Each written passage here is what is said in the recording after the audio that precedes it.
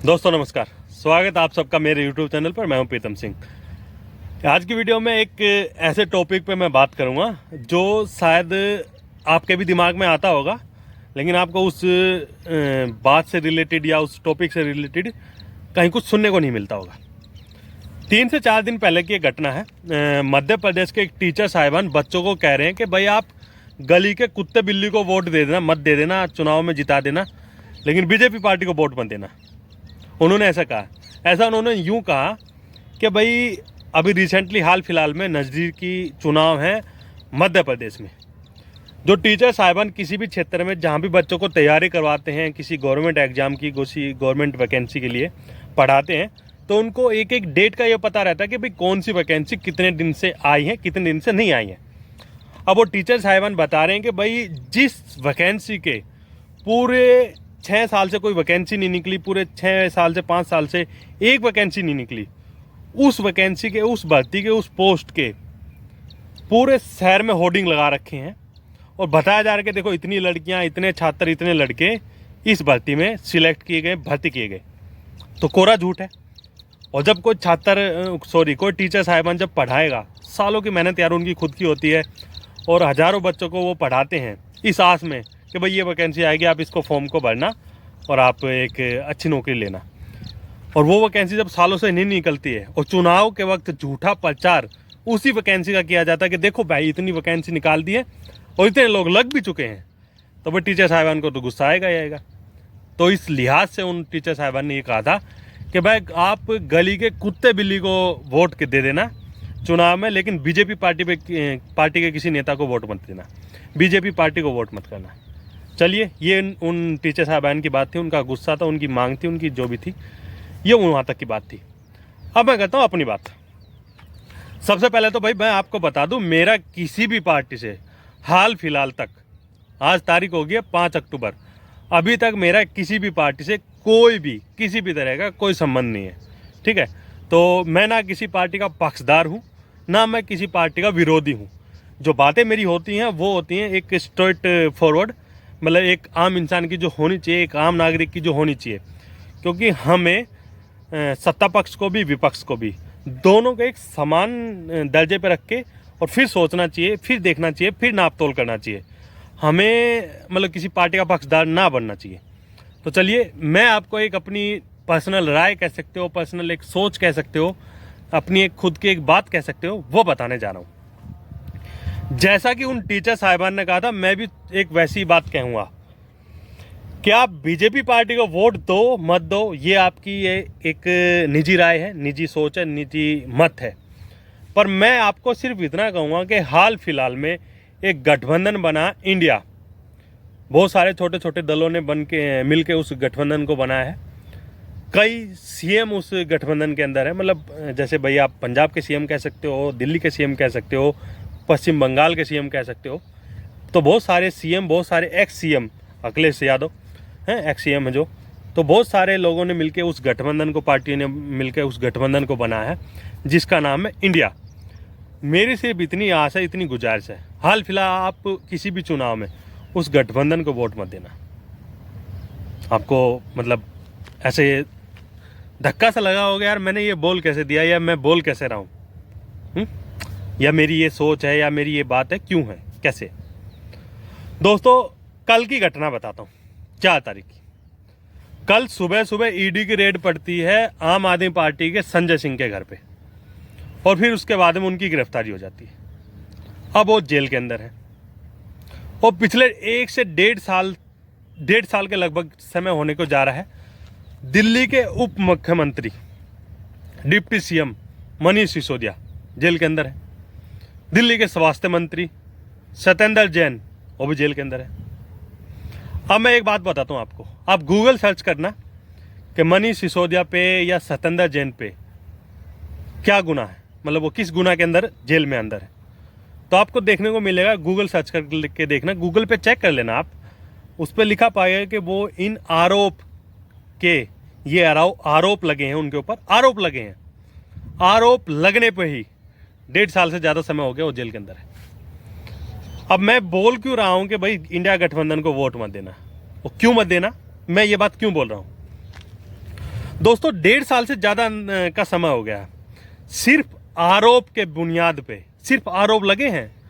आरोप लगे हैं कि भाई शराब घोटाला हुआ है, ये हुआ घोटाला, वो घोटाला हुआ, सिर्फ आरोप लगे हैं।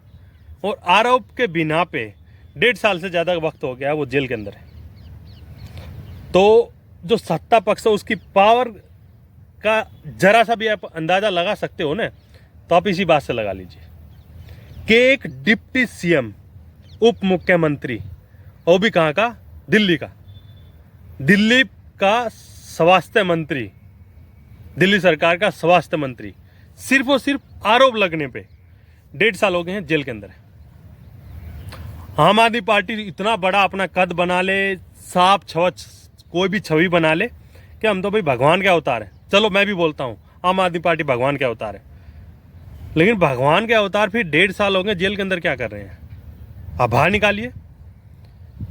मैं इस बात पे जहाँ मेरा बार बार दिमाग जा रहा है, जहाँ मेरी बार बार सोच जा रही है, वो यहाँ जा रही है कि देखो भाई, होता क्या है, जैसे आप बेगुनाह हो, आपको मैं थप्पड़ मार दूँ, और बेगुनाह होने के बाद भी आपको मैंने थप्पड़ मार दिया और आपको ही मैंने जेल के अंदर करवा दिया, तो आप रोओगे, चिल्लाओगे भाई कि भाई मैं बेगुनाह हूँ और मेरे को ऐसे ऐसे अंदर करवा दिया।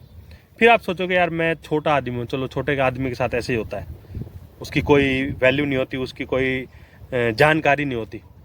लेकिन इतने बड़े पद पे होने के बाद में डिप्टी सीएम, दिल्ली का डिप्टी सीएम, और वो भी जेल के अंदर है, तो दो चीज़ें हैं भाई, या तो ये सरकार, ये प्रशासन बिल्कुल जीरो है, दिल्ली सरकार भाई, उनकी कहीं पहुंच नहीं है, या फिर उनके पास में भाई समय ही नहीं है, वो इतना मतलब मशगूल हो गए हैं मतलब बाकी सब चीज़ों में। क्योंकि डिप्टी सीएम का पद एकदम से शिक्षा मंत्री का जो उनका था, एकदम से दूसरा मंत्री बिठा दिया उन्होंने कि भाई अब ये आतिशी जी हैं, ये शिक्षा मंत्री का कार्यभार संभालेंगी।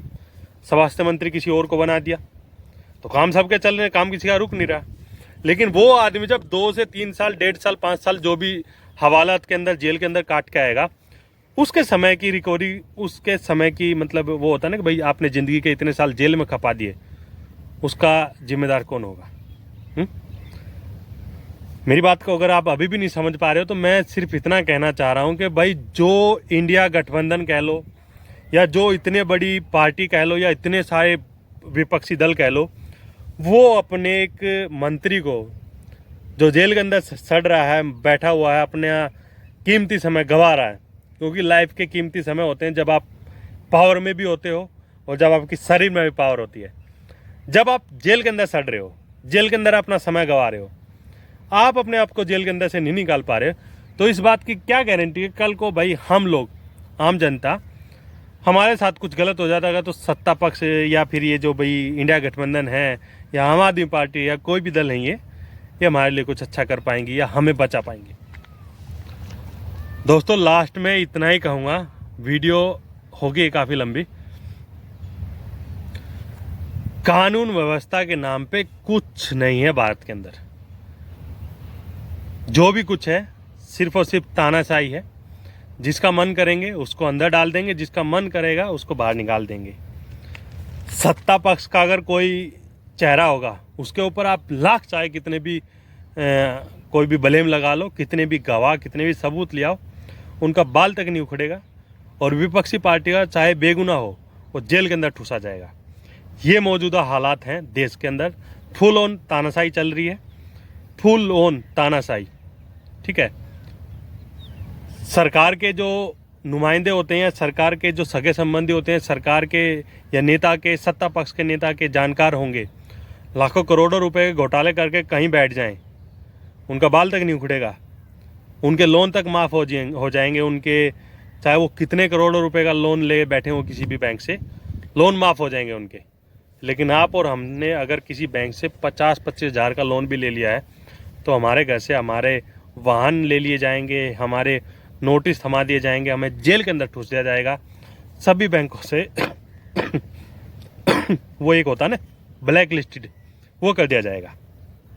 तो आप समझ पा रहे होगे, गरीब और अमीर के लिए कानून अलग है, सत्ता पक्ष और विपक्ष के लिए कानून अलग है। ये मौजूदा देश की स्थिति है। तो किसी भी पार्टी को वोट देना सोच समझ के देना, और मौजूदा हालात जो चल रहे हैं देश में, आने वाले समय में इससे बदतर से बदतर चलने वाले हैं।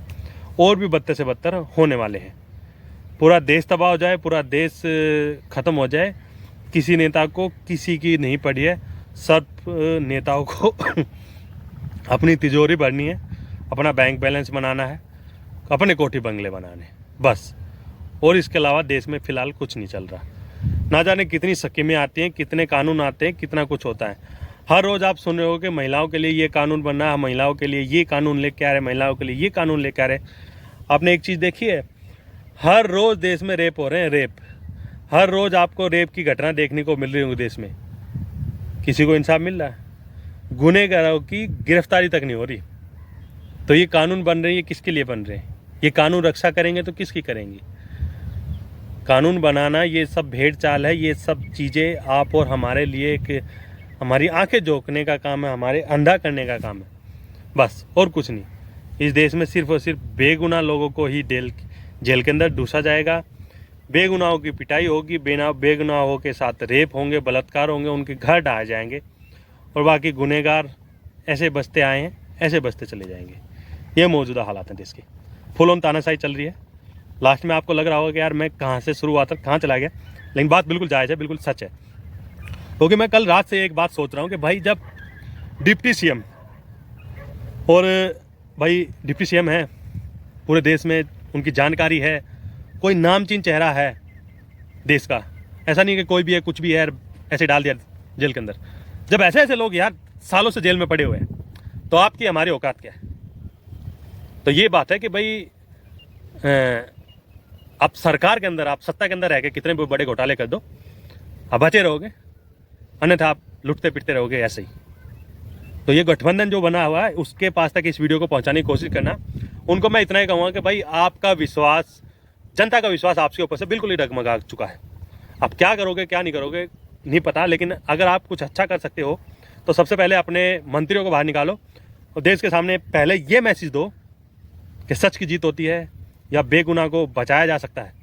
जब इतने बड़े ओहदे पे बैठने वाला भी अगर बेगुनाह होने के बाद में भी अगर जेल में सड़ेगा, तो भाई जनता कैसे सोच लेगी हमें इंसाफ मिलेगा या हमारे लिए कुछ ठीक होगा। चलिए, वीडियो में कुछ भी अच्छा लगा हो तो लाइक शेयर कमेंट अवश्य करें।